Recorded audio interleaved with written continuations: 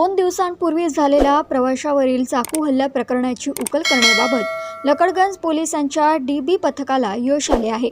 पैसे देणे घेणे आणि प्रवाशाला रस्त्यात सोडण्याच्या वादातून ऑटो चालकाने प्रवाशावर चाकूने हल्ला केल्याचे तपासात निष्पन्न झाले.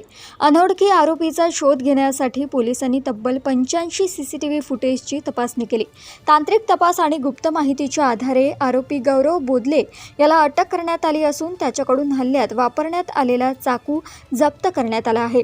तपासात आरोपी हा पाचपावली आणि कोतवाली पोलीस ठाण्याच्या हद्दीतील सराईत गुन्हेगार असल्याचे समोर आले आहे. या प्रकरणाचा पुढील तपास लकडगंज पोलीस करीत आहेत.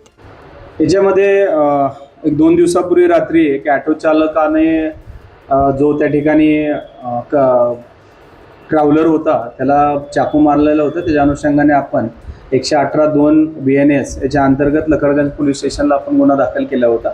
अननोन आरोपी होता, परंतु त्याच्यामध्ये आपल्याला जे काही CCTV फुटेज मिळालं जवळपास आपण 85 कॅमेरे त्याच्यामध्ये पाहिलं. त्याच्यामध्ये लकडगंज DBने अतिशय चांगल्या पद्धतीने त्या ठिकाणी काम केलं आणि त्याच्यामध्ये रेकॉर्डवरचा हा गुन्हेगार आहे. त्याच्यावरती कोतवाली आणि पाचपावली या ठिकाणचे सुद्धा गुन्हे आहेत. त्याच्या अनुषंगाने त्याच्यावर पूर्वी प्रिव्हेंटिव्ह ॲक्शन सुद्धा आपल्याला झालेली होती. पण त्या दिवशी तो जो ऑटो चालक आहे त्यांनी ती मारहाण केली आणि त्याच्या संदर्भात त्याला आपण अटकही केलेला आहे आणि त्याच्याकडून जे गुन्ह्यात वापरलेला हत्यार सुद्धा आपण जप्त केलेला आहे. तपासाचा जो सिद्ध आरोपी झाला आहे तो गौरव बोदले म्हणून आहे. तो लष्करी बाग पोलीस स्टेशन पाचपावली या हद्दीमध्ये तो राहतो. पुढील कारवाई आमचे पोलीस निरीक्षक लकडगंज कवाडे करत आहे.